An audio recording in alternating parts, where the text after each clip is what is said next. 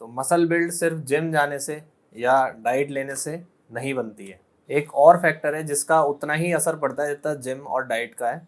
तो आज उस फैक्टर के बारे में बात करते हैं। तो फिटनेस इन्फ्लुएंसर खूब सारे मिल जाएंगे आपको, जिम के बारे में ज्ञान देते हुए, एक्सरसाइज के बारे में ज्ञान देते हुए, डाइट के बारे में ज्ञान देते हुए। लेकिन स्लीप पे कोई बात नहीं करता, जहाँ पे एक्चुअल रिकवरी होती है, जहाँ पे आपका लिटरली मसल बिल्ड होता है। और इसी फैक्टर की मैं बात कर रहा हूँ जो मिसिंग है। तो मसल बिल्डिंग का जो प्रोसेस है वो ऐसे होता है कि आप जब वर्कआउट करते हो तो आपकी मसल्स में माइक्रो टीयर्स होता है।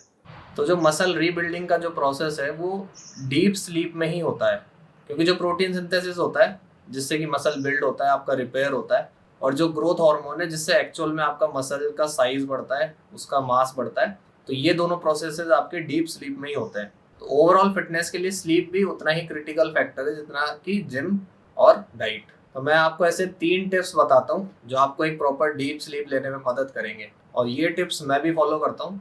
तो अपने एक्सपीरियंस से आपको मैं ये बता रहा हूँ। और एंड में एक हर्बल सप्लीमेंट के बारे में बताऊंगा जिससे आपकी स्लीप की क्वालिटी बढ़ेगी। तो सबसे पहली और सबसे इंपॉर्टेंट टिप है consistent sleep and wake time. इसका मतलब कि आपका सोने का समय और उठने का समय ऑलमोस्ट कंसिस्टेंटली सेम होना चाहिए डेली। ऐसा इसलिए जरूरी है क्योंकि आपके बॉडी के अंदर जो इंटरनल क्लॉक है जिसे सर्केडियन रिदम भी कहते हैं, वो आपकी सेट हो जाती है।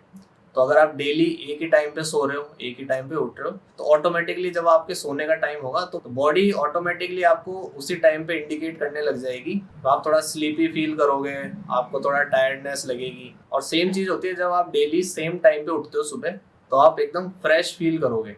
दूसरा टिप है कि आपका एक बेड टाइम रूटीन होना चाहिए। इसका मतलब क्या है कि आपको सोने से पहले एक रूटीन बनाना चाहिए, जिसमें आप ये कर सकते हो कि आप आधा या 1 घंटा पहले स्क्रीन देखना बंद कर दोगे सोने से पहले, और उसकी जगह आप मेडिटेशन करोगे या ब्रीदिंग कर लोगे, रिलैक्सिंग ब्रीदिंग, या आप कुछ बुक वगैरह पढ़ लोगे जिससे आपका माइंड एकदम रिलैक्स हो जाएगा। तो माइंड रिलैक्स होने से आपको सोने में आसानी होगी। तीसरा टिप है टाइम ऑफ डिनर। तो आपके डिनर का टाइम सोने के टाइम से 2 घंटे पहले होना चाहिए। इससे ज़्यादा भी हो सकता है, इससे कम नहीं हो सकता लेकिन। और इसका रीज़न है डाइजेशन से, क्योंकि एक मील को ऑलमोस्ट पचाने में 2.5 से 3 घंटे लगते हैं। तो अपन मान के चलते हैं कि अगर 2 घंटे का आपने गैप ले लिया तो आप जब सोओगे, जो बॉडी का रिपेयर मैकेनिज्म है वो एफिशिएंटली चालू हो जाएगा। और अगर आप खाते ही सो जाते हो तो आपको भी पता है फिर क्या होता है।